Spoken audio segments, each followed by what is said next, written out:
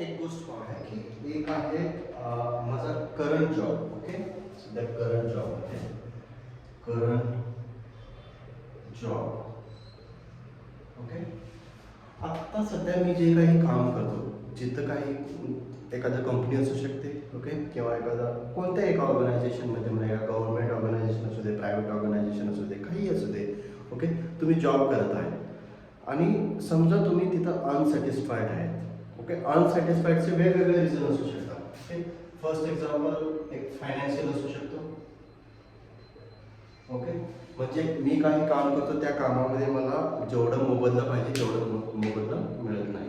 For example salary, मला माझा पगार खूप कमी भेटतो, मी काम जास्त करतो असं वाटत असेल. किंवा दुसरा असू शकतो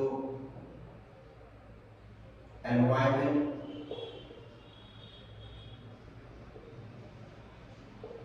एन्व्हायरमेंट म्हणजे त्या जॉबमध्ये असताना तुम्हाला आजूबाजूचे जे लोक, जे एम्प्लॉईज आहेत, तुमचे कॉलिग्स आहेत, ओके, तुम्हाला सपोर्ट नाही करत किंवा काही थोड्या प्रमाणात असे काही टॉक्सिक एन्व्हायरमेंट क्रिएट झालेलं आहे, ते तुमच्या काम करण्यासाठी असं तुम्हाला हेल्दी एन्व्हायरमेंट नाही वाटत, असं पण होऊ शकतो. किंवा डिस्टन्स.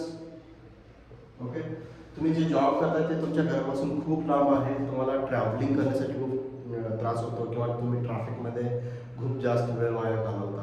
ओके, आणि तिसरा आहे, चौथा आहे बॉस. तुमचा बॉस आहे तो आहे ना, तो ॲक्च्युली लीडरशिप कमी करतो आणि जे बॉसच्या ॲक्टिव्हिटीज आहेत तो जास्त करतो. म्हणजे तुम्ही काही काम करता त्या कामावरती त्याचं लक्ष नसतो, त्यांनी तुम्ही जेही काम करताना त्याच्या व्यतिरिक्त आणखी काही एक्सपेक्टेशन जास्त ठेवतो जे पॉसिबल नाही आहेत. ओके, त्याच्यामुळे तुम्हाला काम करूनही त्याचे ॲप्रिसिएशन्स तुम्हाला नाही भेटत. ओके, हे होऊ शकतं. ओके, हे झालं करंट जॉबची सिच्युएशन. नॉट गुड, म्हणजे हे सिच्युएशन तुमचं चांगलं नाही. ओके, तर तुम्ही असं जे आहे ना, हे चित्र तुम्हाला बदलायचं आहे. काय मी एका दिवसामध्ये एक जॉब सोडून दुसरं जॉब करू शकतो का? माझं शिफ्टिंग होऊ शकते का? पॉसिबल नाही ना. किंवा आज मला त्रास व्हायला लागला म्हणजे दुसऱ्या दिवशी मी सोडून घरी पण बसू शकत नाही, कारण का घरी खूप काही मंथली एक्सपेन्सेस आपल्याला स्पेअर करावं लागतात. ओके, तर त्यासाठी आपण काय करू शकतो की ह्या गोष्टी आहे ना, तुम्हाला फक्त माहीत आहे, ह्या गोष्टी चुकून पण कोणाला डिस्क्लोज करू नका. Even if in your family. Okay, ह्या डिस्क्लोज न करा. तुम्हाला फक्त माहीत आहे की बाबा असं असं सिच्युएशन चाललेलं आहे कंपनीमध्ये. ओके, त्यावेळेला आपण वापरू शकतो क्रिएटिव्ह व्हिज्युअलायझेशन टेक्निक. ओके, तर हा टेक्निक कशा प्रकारे वापरायचं? फॉर एक्झाम्पल, तुम्ही असं काही इमॅजिनेशन तुम्हाला करायचं आहे आणि हे इमॅजिनेशन एक यामध्ये खूप इम्पॉर्टंट आहे. ओके, क्रिएटिव्ह व्हिज्युअलायझेशन आहे ना, कधीही आपण हे दुसऱ्यांना कंट्रोल करण्यासाठी नाही वापरायचं. हे क्रिएटिव्ह व्हिज्युअलायझेशन आम्ही स्वतःला कंट्रोल करण्यासाठी वापरायचं, त्यावेळी हे वर्क करतो. ओके, जर आम्ही हे क्रिएटिव्ह व्हिज्युअलायझेशन दुसऱ्यांना कंट्रोल करण्यासाठी जर वापरत असेल ना, त्याची निगेटिव्ह इम्पॅक्ट पण तुमच्यावर पडू शकतात. ओके, त्यामुळं कृपया हा डिस्क्लेमर आहे की तुम्ही हे जी टेक्निक आहे ना, फक्त तुमच्यासाठी वापरा. ओके, तर मी असं इमॅजिनेशन करेन की मला एक नवीन जॉब भेटलेला आहे जे चांगल्या प्रकारे कॉम्पन्सेशन पण देतो. ओके, कॉम्पन्सेशन चांगल्या प्रकारे, जे आता मला करंट सॅलरी आहे त्या सॅलरीमध्ये कमीत कमी 30 ते 40% मला हाईक पण भेटलेला आहे. ओके, हा पहिला झाला. दुसरा काय असू शकतो? एन्व्हायरमेंट. एन्व्हायरमेंट खूप चांगला आहे, लोक तिथं अप्रिशिएट करतात, लोक तिथं नॉलेजेबल आहेत, मॅच्युअर लोक आहेत.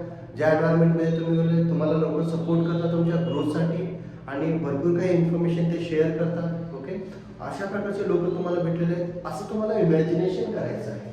Okay, third, distance. तो जॉब तुम्हाला खूप जवळ भेटलेला आहे, तुम्हाला अगदी म्हणजे तुम्ही एक 20 ते 30 मिनिटामध्ये तुम्ही ऑफिसला पोहोचू शकता, ट्रॅफिक पण जास्त नसतो. अशा प्रकारे इमॅजिनेशन करा. ओके, आणि नंतर तुम्ही असं इमॅजिनेशन करा की तुमचा जो बॉस भेटलेला आहे ना, खूप अंडरस्टँडिंग आहे, खूप नॉलेजेबल आहे, त्याला सर्व काही गोष्टी आहे ना तो समजून घेतो. ओके, आणि तो भरपूर काही गोष्टी ट्रान्सपरंट तुमच्यासोबत ठेवतो. अशा प्रकारे तुम्ही इमॅजिनेशन करा. ओके, एक बॉस नाही भेटला तर तुम्हाला एक लीडर भेटलेला आहे असं इमॅजिनेशन करा तुम्ही. ओके. आणि अशा प्रकारे ज्यावेळेला तुम्ही इमॅजिनेशन करता ना, ते तुम्ही एक गुड एन्व्हायरमेंटमध्ये तुम्ही एंट्री केलेलं आहे. नॉट गुड पासून गुड एन्व्हायरमेंटमध्ये. पण ऍक्च्युअली जे आहे ना, आपण ज्यावेळेला बघितलं, हा एक आयडिया, एक इमॅजिनेशन झालं तुमचं.